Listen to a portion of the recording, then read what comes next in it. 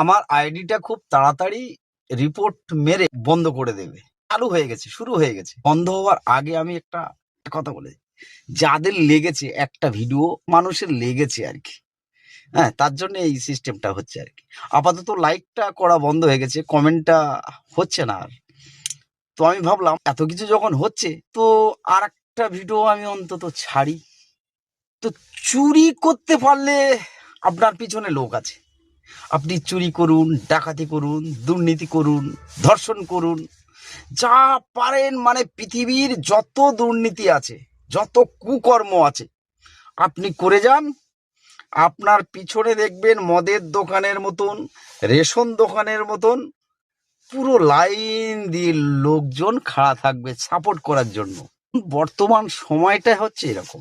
আর শুনেছেন, যারা যোগ্য চাকরি প্রার্থী তাদের চাকরি চলে যাওয়ায় বিকাশ ভবনের সামনে কয়েক বছর ঝড় বৃষ্টি রোদ তুফান ওখানে ধর্ণা দিয়েছিল। এই পশ্চিমবঙ্গের রাজ্যের যাকে আমরা ডিডি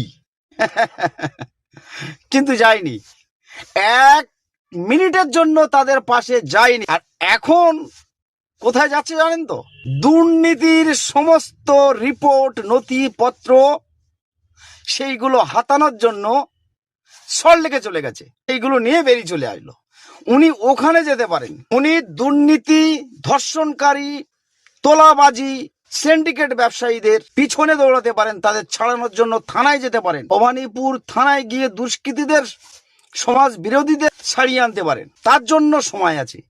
কিন্তু যারা তাদের যোগ্য যে চাকরি করছিল বা প্রার্থীরা, তাদের পাশে 1 মিনিটের জন্য যায়, তারা পুলিশের লাঠি খেয়েছে, মার খেয়েছে, লাথি খেয়েছে, কত নির্যাতন না তারা সয়েছে, তাদের পরিবার ভেসে গেছে, কিন্তু তাদের পাশে যায়। সেই মুখ্যমন্ত্রী চোর দস্যু ডাকাতদের বাঁচানোর জন্য তাদের কাগজপত্র ইডির তদন্ত চলাকালীন সেখানে গিয়ে সেই ফাইলগুলো নিয়ে চলে এসছে। কাদের পিছনে? যারা আজ এই ডিডি ভালো কাজ জীবনে করবে, আর যারা এই সমস্ত দুর্নীতি কাজে মদত দিচ্ছেন না, এই যে আপনাদেরকেও বলছি, মদত দেবেন না, ছুঁড়ে ফেলে দিন। আর যারা মিথ্যা বলবে তাদেরকে লাথি মেরে বের করে দিন সামনে থেকে।